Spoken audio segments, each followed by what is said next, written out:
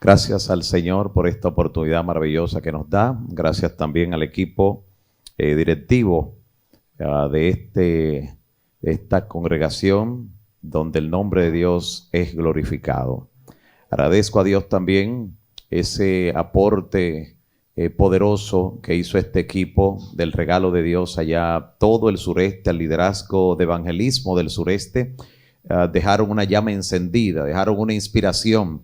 Y ya se están escuchando los testimonios de las cosas que Dios está realizando después de haber estado ese fin de semana nutriéndonos de esto que Dios ha enviado a través de su siervo, de nuestro hermano Ricardo Casado y también de nuestro hermano Edgar, junto a todo el equipo que estuvo por allá. Fue de bendición y esperamos que el Señor le siga abriendo puertas y lo siga usando con poder. Esa es nuestra oración.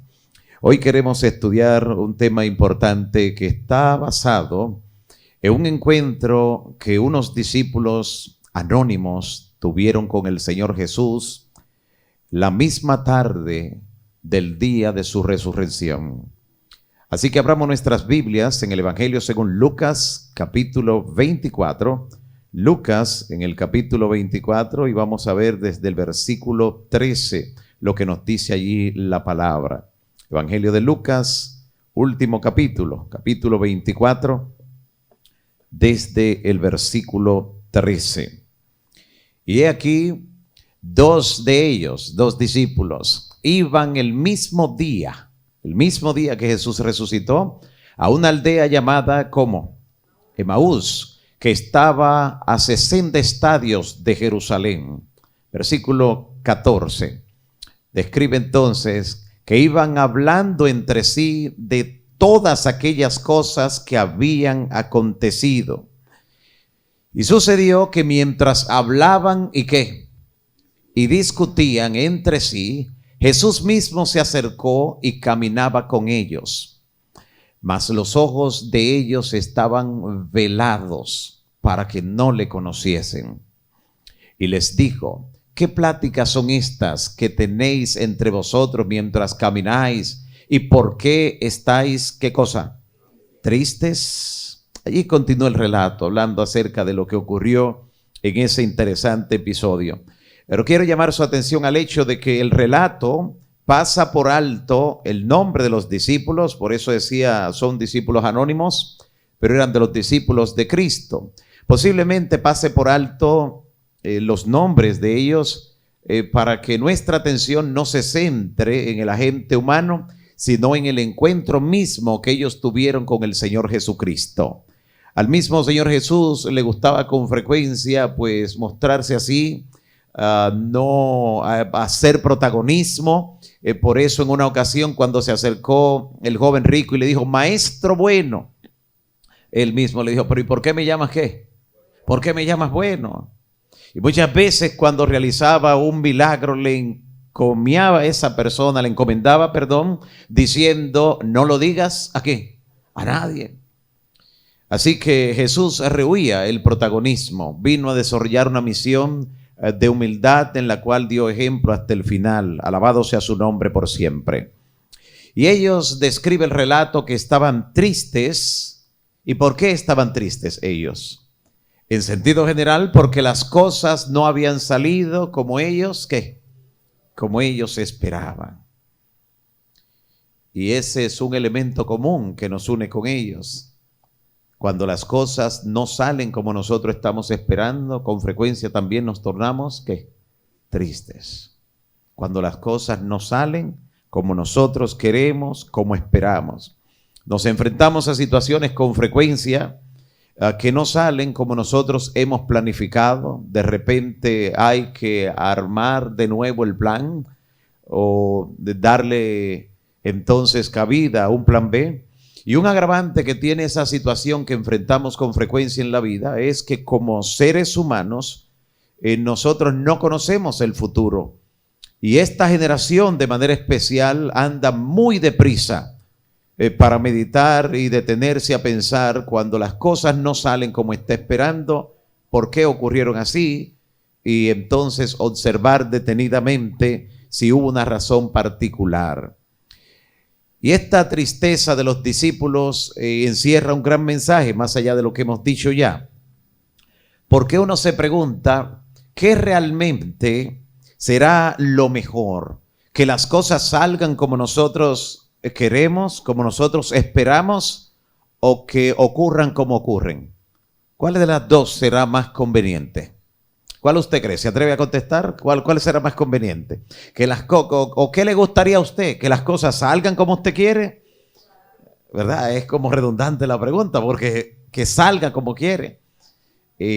Alguien diría, bueno, quién sabe si entonces dejarla que sucedan como ocurren, si así es mejor.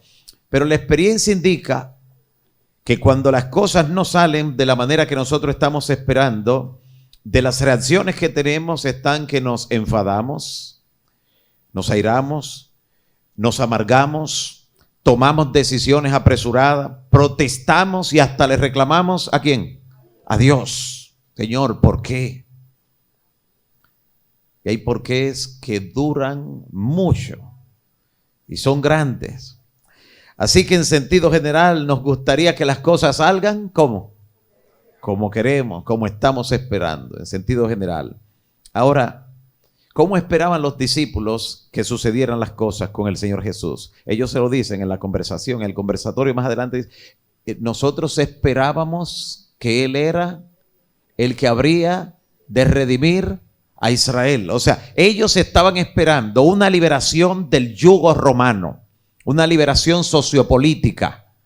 Pero, ¿qué fue lo que ocurrió? Jesús le dio liberación de la condenación del pecado. ¿Y cuál de las dos fue mejor?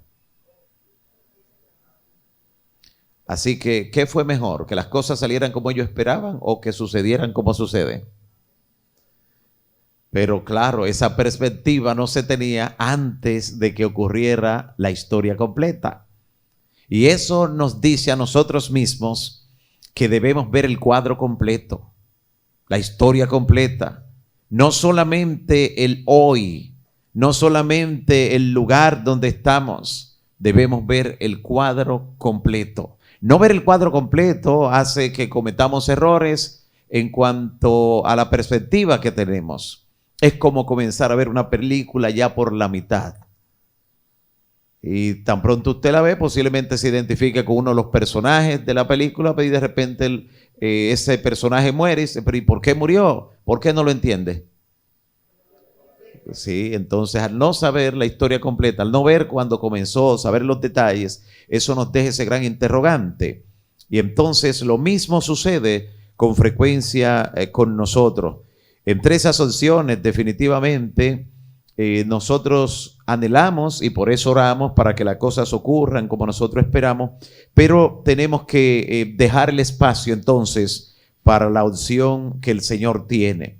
En la vida todo puede cambiar de un momento a otro. Cuando las cosas no suceden como estamos esperando, como hemos planificado, como hemos proyectado, puede todo cambiar de la noche a la mañana. Los planes armados durante tantos años, la expectativa a nivel familiar, personal, todo puede cambiar de un momento a otro. Bastaría con una simple información que puede llegar en un correo electrónico, que puede llegar a través de un mensajero, que puede llegar a través de un diagnóstico médico. Todo de un momento a otro puede cambiar de la noche a la mañana. Y las cosas no suceder como nosotros estamos, ¿qué cosa? Esperando. Entonces, con esa perspectiva en mente, como seres humanos, tenemos que tener nuestra mente conectadas con aquel que sí sabe más allá de lo que nosotros podemos ver. En el libro deseado de todas las gentes, la obra catalogada como cumbre, como la mejor biografía de Cristo después de los evangelios. Y en la biblioteca del Congreso norteamericano está dorada, está allí colocado en una forma especial, catalogado así por toda una nación, el deseado de todas las gentes. En la página 196 de ese libro dice, escuche, Dios no conduce a sus hijos nunca de otra manera que la que ellos mismos elegirían si pudieran ver el fin desde el principio. Esto es como un bálsamo para nuestro ser. Dios no conduce a sus hijos nunca, no es a veces, nunca conduce a sus hijos de otra manera que la que ellos mismos elegirían si pudieran ver el fin desde el principio y discernir la gloria del propósito que están cumpliendo como colaboradores suyos. Cuando lleguemos a la eternidad, entonces serán aclaradas todas las perplejidades de la vida. ¿Cuántas? Pero ¿usted cree que todo lo que nos ocurre es allá que va a ser aclarado? Algunas son aclaradas aquí mismo, aquí mismo, aquí mismo. Como vamos a ver, termina diciendo la cita, donde a nosotros nos pareció ver solo confusión, chasco, propósitos quebrantados, planes desbaratados, se verá el propósito grande, dominante, victorioso y una armonía divina. Todo lo que nos dejó perplejos en las providencias de Dios quedará aclarada en el mundo venidero. Es por eso que el Señor dice en el Evangelio según San Juan, capítulo 16, versículo 23, dice, en aquel día no me preguntaréis nada. ¿Qué dice que le vamos a preguntar? Nada. Juan 16, 23. Es revelador ese texto. En aquel día no me preguntaréis nada. De cierto os digo que todo cuanto pidiereis al Padre en mi nombre, os lo daré. Pero en ese contexto hay cosas, hay signos de interrogante bien grandes que van a quedar. Pero en aquel día no tendremos que preguntarle, porque todo lo que nos dejó perplejos será aclarado en el mundo venidero. Alabado sea el nombre del Señor. Así que definitivamente, si Dios respondiera siempre nuestras oraciones de la manera que nosotros queremos y esperamos, ¿sabe lo que pudiera ocurrir? Que al final no estemos en la eternidad, porque rompamos algún eslabón de la cadena áurea mediante la cual Dios ha dispuesto los eventos para que lleguemos a disfrutar un día las glorias del mundo venidero. Cuando en la Biblia leemos historias como la de José, que cuando uno menciona a José, aunque tuvo muchos episodios, posiblemente el que más llega, dice, ¿qué es José? El que fue vendido, ¿qué cosa? Por sus hermanos.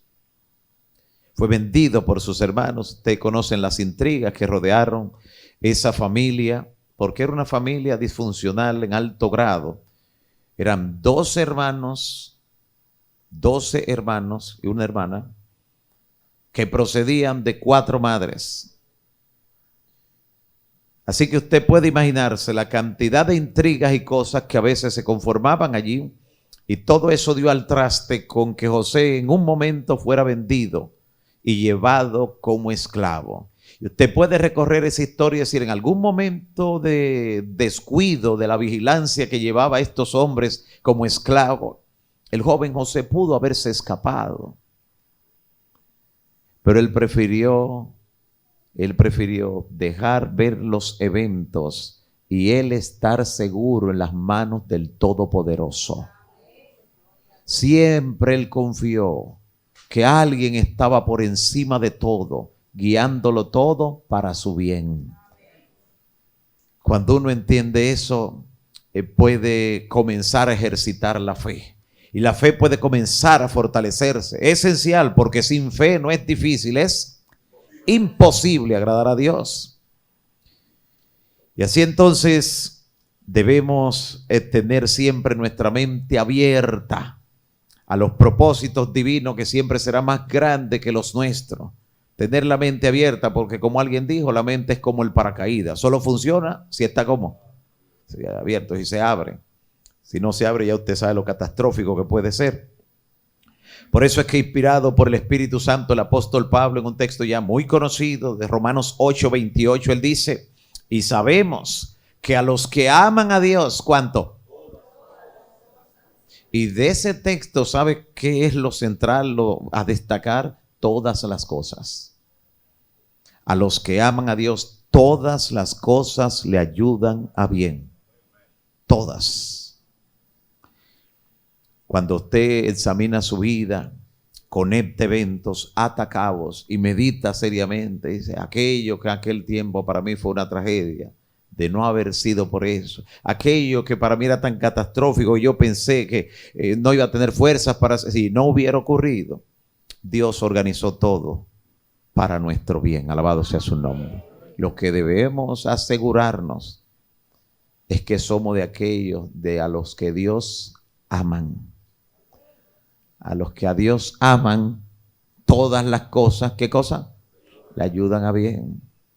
Dios tiene un propósito eterno, alabado sea su nombre. Otra cosa que ocurrió entre los discípulos es que dice que ellos estaban, Jesús le escuchó que conversaban, y recuerda la otra palabra, y discutían entre sí. Conversaban y discutían entre sí. La discusión, ¿usted cree que discutir es positivo o negativo? Nos dicen positivo, hay negativo, así que depende, sería una palabra, ¿verdad? Depende. Cuando se discute para tener la razón y exclusivamente para eso, es negativa. Y deja frustración. Y aún en el que parece que ganó la discusión, al final le queda un sabor agridulce. Porque cuando se está discutiendo para tener la razón, y ese es el objetivo, es posible que se usen argumentos no muy basados en la verdad, artificios, dependiendo de la destreza del que esté discutiendo, porque lo que quiere no es descubrir la verdad, lo que persigue es tener la razón, y para eso arrolla a cualquier persona, cualquier idea, cualquier argumento, cualquier principio. Pero cuando en una discusión el interés es descubrir la verdad, y ambos quieren eso, y entablan la discusión porque quieren descubrir ¿qué cosa? Cuando la descubren, si uno de los dos tenía una postura distinta a lo que han descubierto, ambos ganan porque el objetivo era descubrir ¿qué cosa? La verdad. Cuando existe ese objetivo. Entonces, en lo que tiene que ver con discusión, sea en familia, entre compañeros de trabajo, compañeros de estudio, entre amigos, cuando no está enfocada en descubrir la verdad, sino en tener la razón o no tenerla, con frecuencia de allí se derivan heridas, situaciones a veces muy agudas que se dan en ese sentido. Pero el encuentro que ellos tuvieron con Jesús, queremos destacar de manera especial ese encuentro de ellos con Jesús. Estos hombres se encontraron con el Señor Jesús, pero al principio no le conocieron. La Biblia dice ¿por qué? Dice que sus ojos estaban ¿cómo?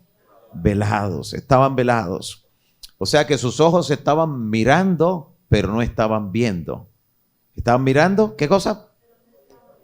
Usted nunca se ha encontrado con una persona cara a cara, face to face, y la persona no lo está mirando. Y a veces usted hasta lo está llamando, le está haciendo, si usted lo está mirando, porque lo está mirando, pero no lo está viendo. Y dice, yo miré, y sí, vi que estabas ahí, pero no sabía que eras tú, aún mirándolo frente a frente. Se puede en un determinado momento, para que veamos que lo que pasó con los discípulos no fue un caso tan extraño. Y como estaban absortos en su tristeza y en su discusión, también era fácil de que no lo vieran. Eso nos indica que Dios puede estar a nuestro lado sin que nosotros lo estemos viendo, sin que nosotros estemos percibiendo que Él está allí. De hecho, cuando descubrieron que era Jesús, ya tenían buen rato con Él. Es eso así, porque tanto la tristeza, no en un momento usted estar triste por una situación, sino dejarse dominar por la tristeza, causa ceguera espiritual. Y el dejarse dominar por una discusión que se ha encendido por motivos equivocados, también puede provocarle ceguera espiritual. Y a veces no solo espiritual, puede provocarle también una ceguera física en un determinado momento. Hay personas que han salido bajo el efecto de la ira y miraron para arriba y para abajo en la calle. Miraron, pero no Y hay personas que observaron la acción y dicen, pero pensé que había visto porque miró para allá y entró. Muchos accidentes se han derivado de una situación donde la persona, el último acto que realizó antes de salir fue una discusión acalorada. A veces con su pareja, a veces con uno de los hijos e hijas, una discusión acalorada. Eso no lo dejó ver cuando salió. Lo mismo puede ocurrir cuando alguien es dominado por la tristeza. Hay un evento, un episodio de alguien que en un momento determinado también estuvo muy angustiado. Dios estaba allí cuando él lo descubre. ¿Recuerdan de quién estamos hablando? De Jacob. Génesis 28:16 dice, entonces Jacob despertó de su sueño. En ambos casos los ojos fueron abiertos, ¿verdad? Despertó de su sueño y dijo, ciertamente Jehová está, ¿dónde? Y yo, ¿qué? No me había dado cuenta, no lo percibía, no sabía. Dios está a nuestro lado, ¿usted sabía? Y Él quiere que lo percibamos. Ha hecho cuantas cosas para que notemos que Él está allí. Muchas veces ha actuado en forma providencial, extraordinaria, y no le hemos dado el crédito ni la gloria. Decimos, iba por este camino, pero algo me dijo que doblara por aquí. Y por eso me libré. Después lo supe. ¿Quién dicen que le dijo? Algo. Gracias a Dios, algo tiene ¿cuántas letras? Tiene 4 y Dios también tiene 4, ¿verdad? Pero es mejor decir, darle la gloria al que lo hizo, al Señor, alabado sea su nombre. Ahora, ¿qué debemos hacer para ver a Dios? Para darnos cuenta de que está allí, para percibirlo. No dejarnos dominar por la tristeza que lo estaba dominando a ellos. No dejarnos dominar por la tristeza. En Nehemías que estamos estudiando ahora, Nehemías dice que el gozo del Señor es nuestra fortaleza. ¿Qué cosa es el gozo del Señor? Nuestra fortaleza.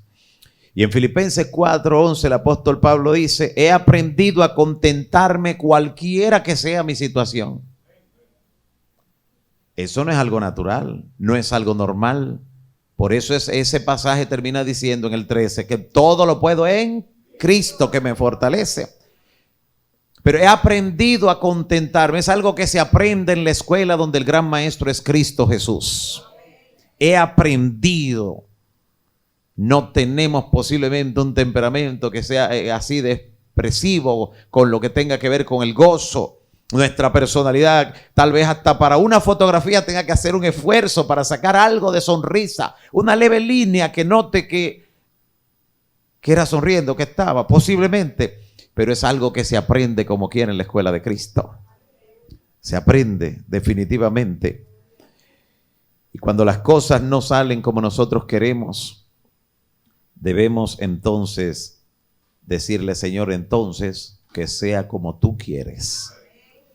Y eso nos da seguridad y nos recuerda que Él está al control. Dios permitió que ocurriera de esa manera para usar de alguna manera alguna circunstancia para nuestro bien, para que veamos, para que entendamos y para que un día le agradezcamos a Él de que las cosas no salieron como nosotros queríamos, sino como Él quiere, como Él quiso. Y que por suceder así, solo por suceder así, finalmente logramos lo que nosotros estábamos anhelando. Cuando ocurren esas situaciones, de repente es como un atajo que Dios está tomando para llevarnos a su propósito. Un atajo.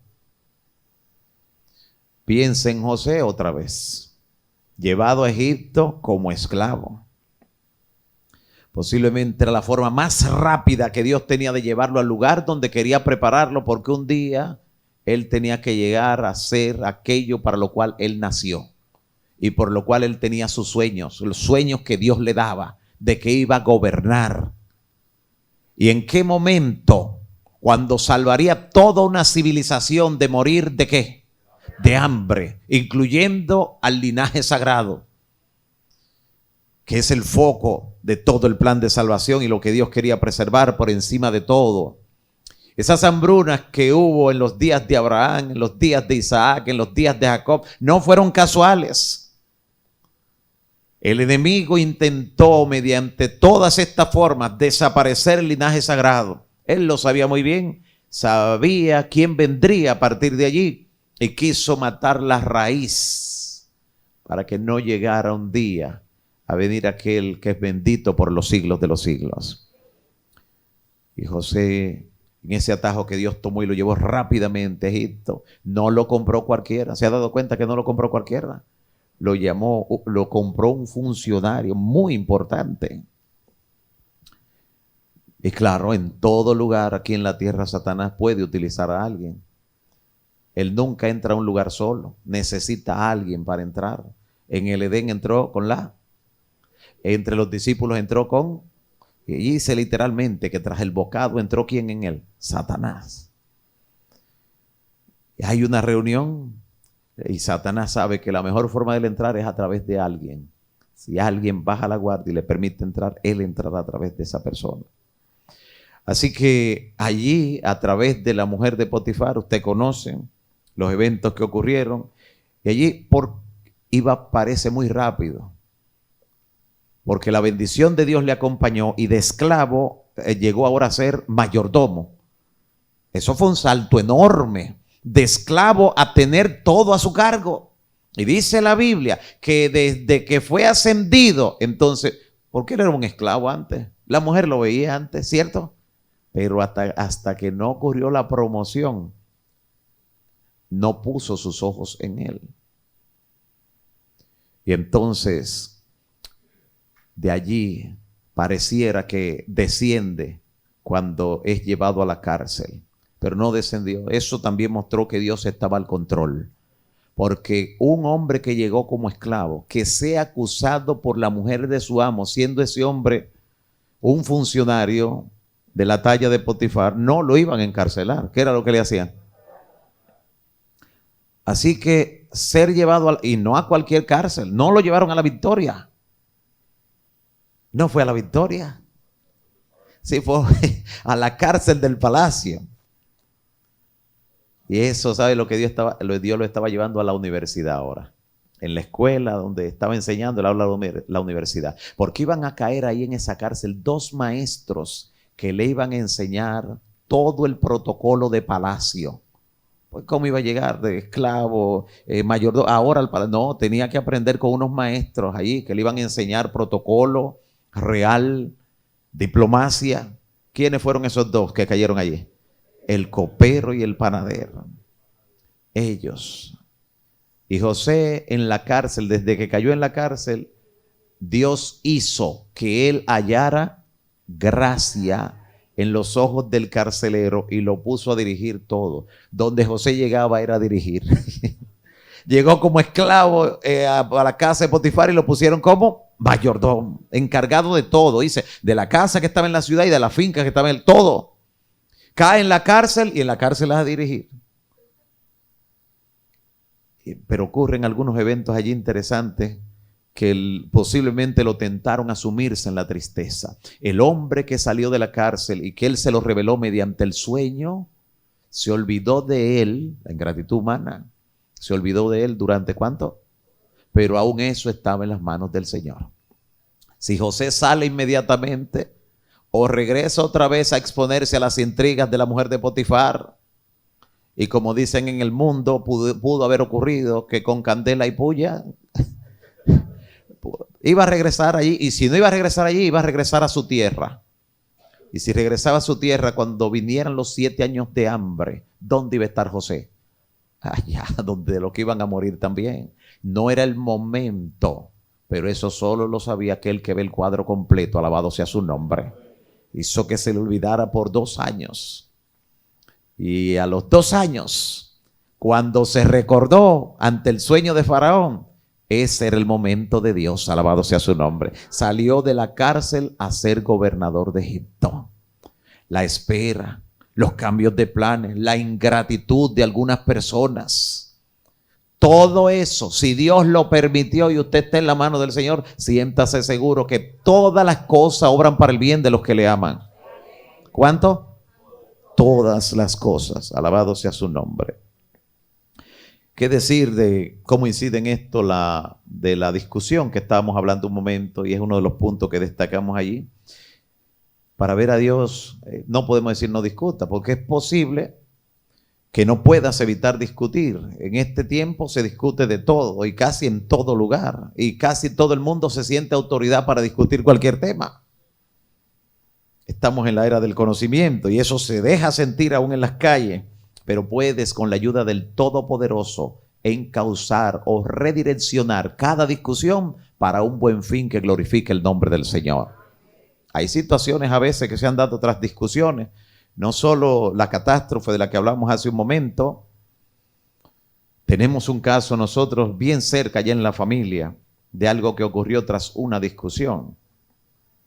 Y el caso es tan cercano por varias razones. No solo somos vecinos, sino que esa persona una semana antes parece que se estaban dando eventos en esa familia y esa persona, esa señora joven me había dicho, mire, yo quiero que vaya a orar allá a mi casa, quiero que vaya y tenga una oración. Y yo en el momento no fui porque en ese momento mi esposa no estaba ahí en la casa para que me acompañara. Porque en ese horario pues la persona está sola, no era ético en ese momento hacer esto. Cuando me deja el mensaje también con la persona que trabaja allí, con el seguridad, en el momento que él me lo dice, en ese momento tampoco ella estaba. Y una semana después, tras una discusión con el esposo, le dio un accidente, o sea, tuvo un accidente cerebrovascular que le dejó en unas condiciones que cuando nosotros fuimos a orar, qué impacto. Las secuelas que dejó eran terribles. La persona, aún para caminar, con todo y la ayuda de los aparatos que usaba para caminar, era un tormento. Aparte de que fue tras una discusión que eso le ocurrió, yo particularmente, como no llegué a orar, aunque tenía mis razones que les puse, pero como yo no llegué a orar, tal vez si hubiera venido a orar, yo me sentía culpable. Sentí una cuota, trataba de calmarme, pero me sentía culpable. Entonces, ¿sabe qué yo hacía? Yo oraba por eso todos los días a partir de allí. Yo decía, Señor, haz un milagro, haz un milagro. A veces cuando iban a darle terapias, unas terapias que le daban, se oían los gritos en todo el vecindario. Una cosa terrible. Una persona joven, reducida de la manera. Y yo oraba todos los días porque me sentía culpable. Mire que a veces la culpabilidad motiva a orar. Y oraba mucho por eso. Y sabe que al cabo, ¿cuántos meses, Rebe? Como un año. Ya todo el mundo estaba acostumbrado a que ella iba a estar así, con un lado inmóvil el resto de su vida. Así se acostumbraban cuando llegaba a salir al parqueo con esa situación. Ya uno estaba acostumbrado. Pero yo estaba orando, seguía orando al Señor. Un día estaba regresando del trabajo, cuando estoy buscando el beeper para abrir la entrada, yo veo que viene la persona de la que yo le estoy hablando, que tenía la situación, que viene corriendo con un niño en los brazos. Inmediatamente yo pensé, hubo un accidente y la adrenalina no le dejó pensar ni que estaba mal. Ella se olvidó y Dios está haciendo un milagro. Yo pensé eso. Y recuerdo que ella se iba dirigiendo al auto que tenían allí de la casa y yo le llamo y le digo, ¿qué pasa? Venga, porque el mío todavía estaba afuera. Y viene, entra con él y me dice, estaba él brincando en la cama, yo estaba ahí sentada tratando de peinarme cuando de repente él cayó al suelo, el brazo le cayó abajo, se le notaba así. Usted sabe que hay fracturas que no se, pero se notaba así, partido. Y ella era un sobrino que le dejaron a ella. Y con la condición que ella estaba no podía estarlo quizá, pero yo no le dije a ella, pero usted ya está caminando. Ahorita usted estaba mal, no podía mover ni un pie, ni un brazo, un lado completo. Yo no le dije nada. Cuando usted ve que Dios está haciendo un milagro, deje que se complete. Y yo le llevé a la clínica Altagracia, que está allá en la avenida Sabana Larga. Llamamos a los médicos y le hice los trámites del seguro. Y cuando todo estaba, le permití hacer una llamada. Y le pregunté si podía ayudarle en algo más. Me dijo, no, ya todo estaba en calma, que si llegaba alguien a la casa le dijera que ella estaba allí. Y yo regresé a la casa con un susto. Y yo le conté a mi esposa, y entonces ella llamó a la vecina, que entre los tres que habíamos ido a orar por ella, y ellas no podían creerlo. Ellas no podían creerlo. Ellas tuvieron que verlo para creerlo. Porque lo que le estoy diciendo no fue algo sencillo. Y déjeme decirle que el milagro ha sido permanente para gloria del Señor. Y ustedes se imaginan cuánto yo le he agradecido a Dios por eso. Que el nivel de culpabilidad que sentía. Pero ¿de dónde derivó esta situación que originalmente ocurrió? De una discusión. Una discusión. A veces usted no sabe que su organismo no es invencible. No es capaz de soportarlo todo. Hay ciertas discusiones que pueden desencadenar en cosas similares. Y en las cosas espirituales debemos saber y recordar siempre que Dios es soberano. Y eso significa que Él dirige el universo. Dios dirige el universo, cada constelación, cada sistema, cada estrella, cada planeta. Cada planeta, este planeta lo dirige el Señor. Hay gobernantes en el mundo. Ellos gobiernan de turno en el área donde los eligen. Pero quien quita reyes y pone reyes, ¿quién dice la Biblia que es? Dios. Sí, que quien dirige es Dios, quien dirige este planeta.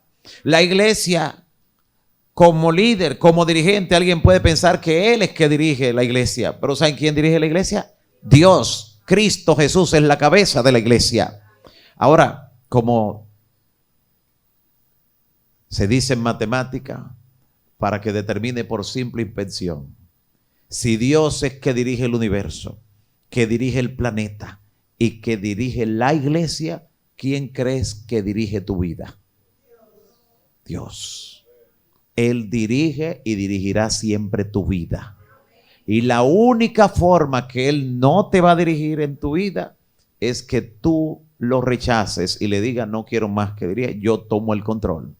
Claro que eso tiene sus respectivas consecuencias, pero Dios respeta tu decisión, respeta tu individualidad. Pero Dios quiere dirigir tu vida para que todas las cosas que te han estado ocurriendo y las que ocurrirán, todas obren para tu bien. Alabado sea el Señor. Es posible que hayas tenido alguna discusión acalorada en el círculo familiar, con un hijo, con una hija, con el esposo, la esposa. Es posible que hayan resultado de allí heridas, momentos amargos, distanciamiento. En este momento tú puedes decirle, Señor, yo me arrepiento de haberme acalorado buscando la razón, buscando tener la razón. Yo entiendo que aunque gané la discusión, estuve a punto de perder a una persona que amo. ¿Saben que se puede ganar una discusión y perder a la persona? A veces es preferible perder la discusión y conservar a la persona. ¿Qué es más importante? ¿Por qué Cristo murió? ¿Por argumentos o por personas? Por personas. Es posible que dominados por la tristeza en algún momento hayamos cometido errores y hasta hayamos ofendido al Señor, dejándonos dominar por la tristeza. Pero este es un buen momento para decirle, Señor, solo tú me puedes dar la victoria sobre ese sentimiento negativo y a ayudarme a levantar para seguir hacia adelante en tu santo nombre. Porque todo lo podemos en Cristo. ¿Qué cosa? Que nos fortalece. Y si vencemos la tristeza, si encauzamos o redireccionamos cualquier discusión en cualquier momento, cuando el Señor se nos acerque, vamos a percibir que Él está allí a nuestro lado. Nuestros ojos serán abiertos y como Jacob diremos, oh, si el Señor Jesús está aquí a mi lado, yo no lo sabía. Y tendremos ese sentido de temor que le embargó a Él, pero un temor reverente que nos llevará a tener una actitud adecuada hacia nuestros semejantes y hacia aquel que vive por los siglos de los siglos. Te gustaría orar en esta hora para que Dios ayude que sea así en tu vida. Amén. Vamos a estar de pie en este momento. Delante del Señor presentemos nuestras vidas. Padre Santo que estás en los cielos, bendito y alabado sea tu nombre hoy y por los siglos de los siglos. Gracias te damos, Señor, por hacernos ver en nuestras vidas que la tristeza que con frecuencia quiere dominarnos puede opacar el lente a través del cual te podemos contemplar. Y aunque somos humanos, tenemos sentimientos y puede embargarnos la tristeza, pero en tu nombre no podemos dejarnos dominar por ella. Sabemos que tú comprendes nuestras lágrimas, tú nos comprendes plenamente, pero tampoco quieres que nos dejemos sumir en la tristeza a un grado tal que la depresión nos domine y finalmente nos cause daño emocional, físico y espiritual. Por eso ayúdanos a vencer la tristeza, porque el gozo del Señor es nuestra fortaleza. También, Señor, te rogamos que en las discusiones que con frecuencia nos han alejado de otras personas, personas quienes amamos, tú puedas, Señor, ayudarnos a superar esas situaciones, a ser humildes y acercarnos nueva vez, pedir perdón, allanar el camino y fortalecer los lazos que nos unen en familia, entre amigos y entre hermanos. También te rogamos, Señor, que cada día nos permitas tener nuestra mente bien abierta para que si las cosas no salen como nosotros estamos esperando, que las aceptemos como suceden por tu gracia y esperemos en ti, quien siempre tiene mejores planes para nosotros. Gracias por recordarnos en esta hora que tú nunca conducirás a tus hijos de otra manera que la que ellos mismos elegirían si pudieran ver el fin desde el principio.